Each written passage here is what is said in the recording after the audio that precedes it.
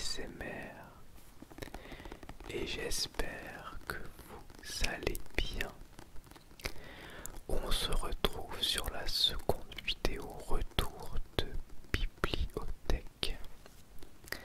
J'ai 3 œuvres à vous présenter, un roman, une BD et un manga français. Et donc on commence avec le roman de Nico Takian qui se nomme Respire. Je l'ai pris pour la couverture qui m'a fait penser un petit peu à l'ambiance du film Old de Shyamalan et son affiche. Mais c'est un peu différent quand même. Alors, de quoi ça parle? Respire. Eh bien, on suit le personnage de Johan. On suit Johan qui cherche à fuir sa vie, qui va sur le dark web, paye une somme d'argent et se retrouve sur une île qui s'appelle Pointe Noire. D'ailleurs, il y a une petite carte au début du livre. Et sur cette île, il y a assez peu de monde. Il trouve dans sa nouvelle maison un pistolet, un pseudonyme et un rôle. Il est censé être détective. Et donc il va essayer de comprendre qui sont les différentes personnes de l'île. Et petit à petit, il va se rendre compte qu'il y a des choses anormales sur cette île. Il va chercher à comprendre son fonctionnement et mieux comprendre les différents protagonistes. Et c'était pas mal du tout. C'est une œuvre qui fait 300 pages, donc ça se lit relativement vite. Mais j'ai quand même mis du temps à la lire parce que je trouvais ça sympa, mais j'étais pas à fond dedans non plus parce que il y avait beaucoup de choses un peu clichés. En fait, c'est bien écrit et plutôt intéressant. Les personnages sont plutôt bien développés, mais ils sont aussi assez clichés et j'avais l'impression d'avoir déjà vu un petit peu ces personnages ou cette histoire dans d'autres œuvres, notamment des films. Et donc il y avait assez peu de surprises. Il y a même des twists, notamment sur la fin, qu'on sent vraiment venir. Et du coup on n'est pas vraiment surpris. Mais en tout cas j'ai pas été vraiment surpris. Hormis par une révélation, mais c'est vrai que sinon j'ai pas été surpris. Mais par contre j'ai bien aimé l'ambiance de l'œuvre que j'ai trouvé vraiment agréable. Le fait que ça se passe sur une île un peu paradisiaque, mais il y a aussi des choses étranges qui s'y passent et qui font un peu peur. Des personnages un peu obscurs et mystérieux. Le personnage de Johan auquel on s'identifie assez vite finalement. Et c'est vrai que ça, j'ai trouvé que ça marchait bien. Donc même si j'étais pas à fond dans le livre, je l'ai lu quand même avec plaisir. Mais voilà, il fait 300 pages et j'ai mis quand même une bonne dizaine de jours pour le lire, je pense, même peut-être 2 semaines. Ça a été quand même assez long parce que je lisais 20 pages, 30 pages, 20 pages, 30 pages. J'arrivais pas à me faire des grosses sessions de lecture de plus de 100 pages. Ce que j'ai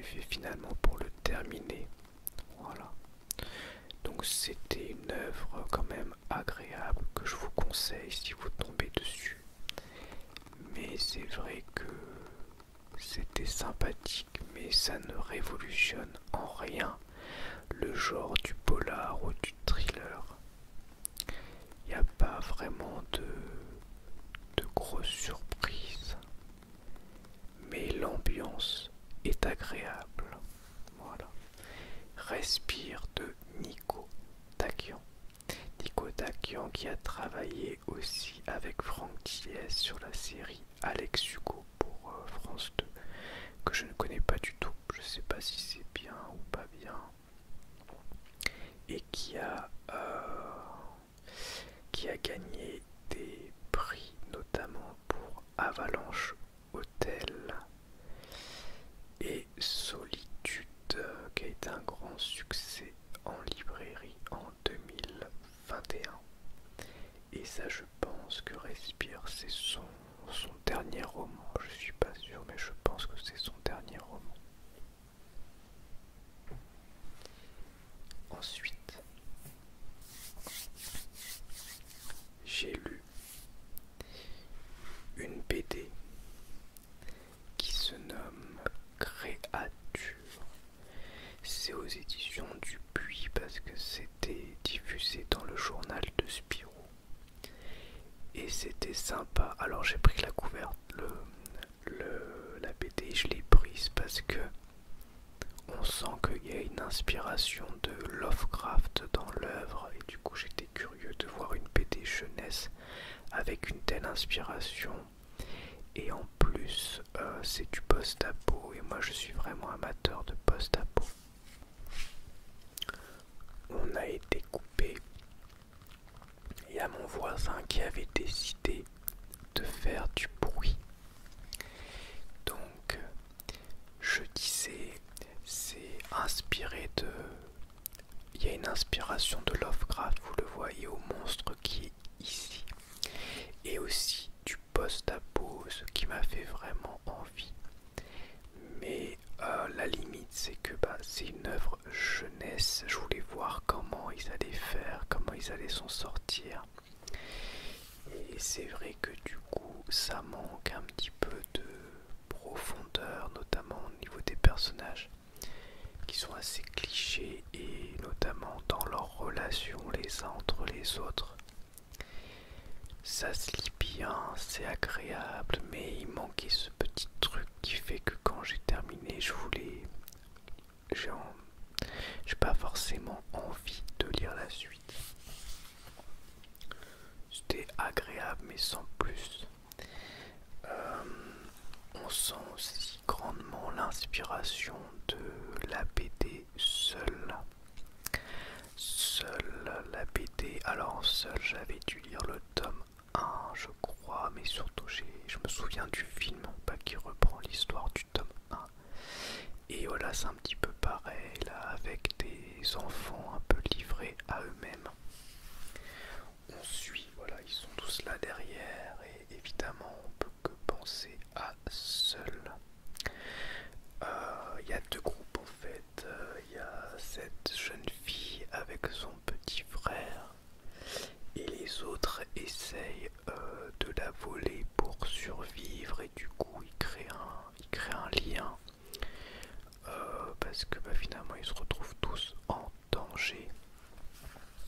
Tous les adultes semblent être des espèces de zombies plus ou moins, infectés par un mal dont la cause serait cette créature Lovecraftienne.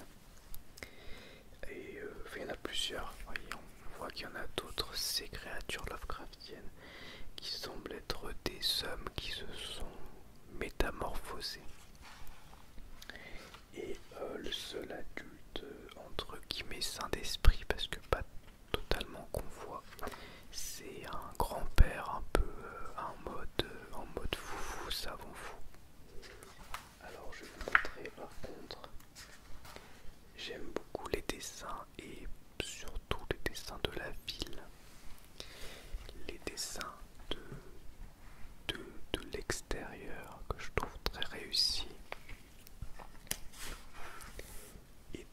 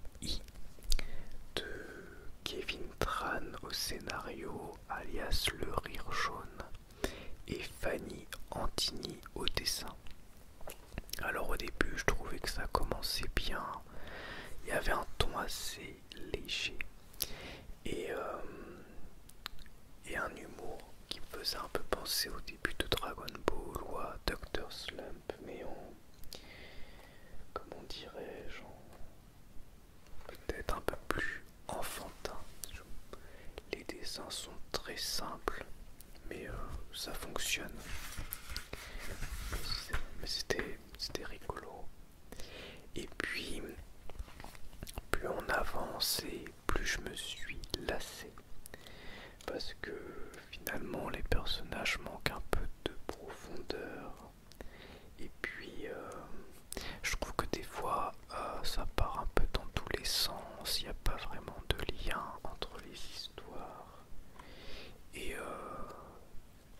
ouais, je suis mitigé. En fait, plus j'avançais, plus j'avais du mal. Alors en plus, il y a toute une histoire avec le quartier bleu, le quartier rouge, le quartier vert et tout.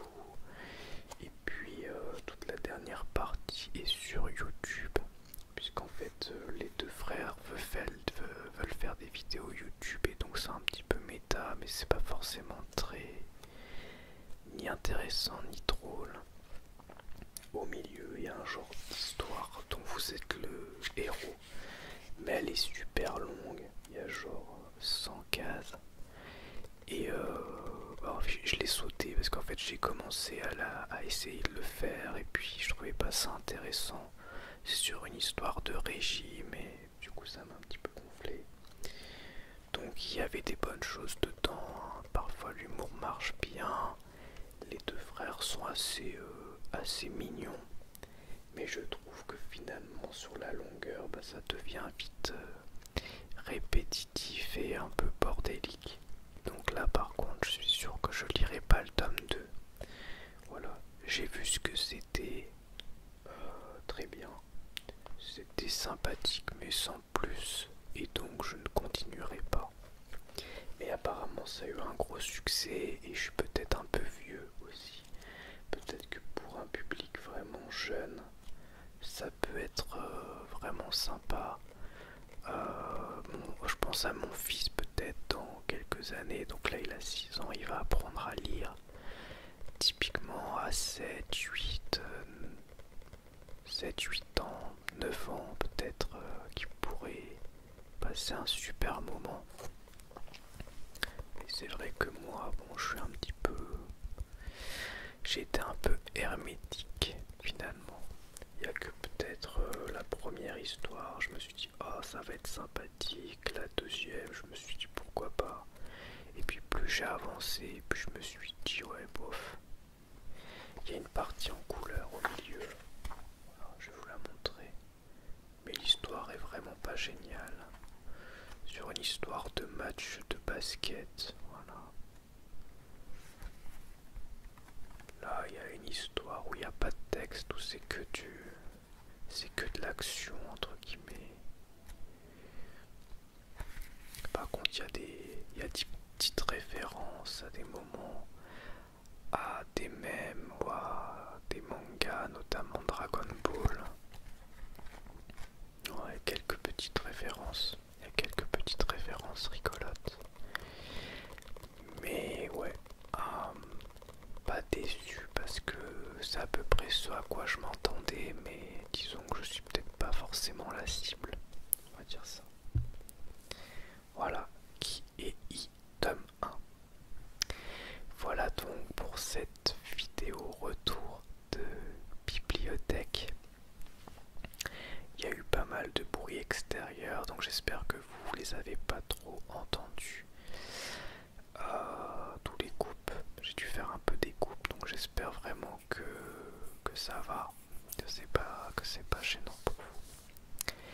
Et je vous dis à bientôt pour une nouvelle vidéo ASMR. Au revoir, merci à tous.